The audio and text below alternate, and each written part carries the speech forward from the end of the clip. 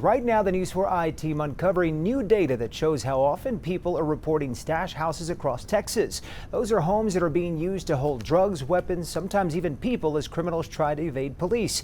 Jordan Elder joins us with what she's found out. ¿Tienen identificaciones? ¿Las de México? ¿Tampoco no tienen eso? Nearly 30 migrants were discovered hiding in this Webb County stash house last month. Las esposas lo voy a poner de dos en dos, ¿ok? Texas DPS says they've busted hundreds of houses just like this in the last few years.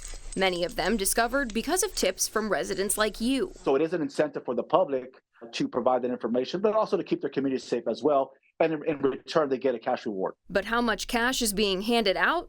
We obtained records for the state's Stash House Reward Program. Just over 30 tips have been submitted since 2015, most coming in the last few years.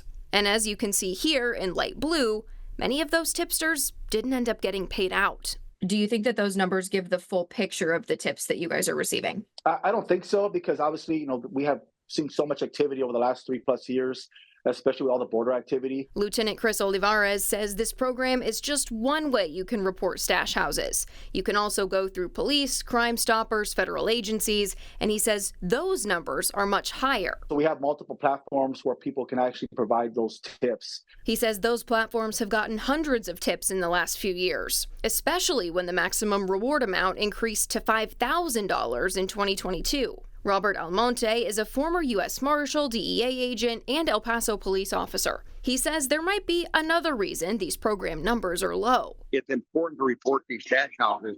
Don't do it for the money. Who wants a stash house operating in their neighborhood? He says in his experience, residents put community over cash. Everyone agreed, though, that the more tips that come in, the better, no matter if you're submitting through the rewards program or other agencies. For the News 4i team, I'm Jordan Elder.